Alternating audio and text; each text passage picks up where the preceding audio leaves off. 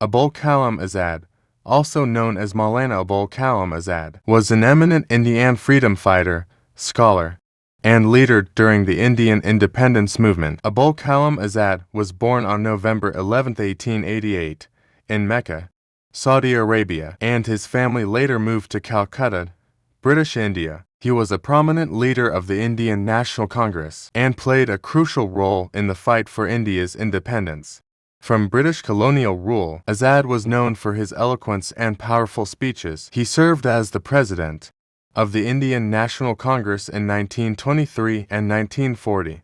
Displaying his leadership and organizational skills, Azad was an advocate of Hindu-Muslim unity and worked towards fostering communal harmony in the country. He played a vital role in the establishment of the Indian Institutes of Technology, ITs, and the university grants Commission UGC in India. Azad was a prolific writer and authored several books, including his renowned work, India Wins Freedom, which provides insights into his vision for an independent India. Maulana Abul Kalam is a revered figure in Azad Indian history of the country. Subscribe the channel for more videos.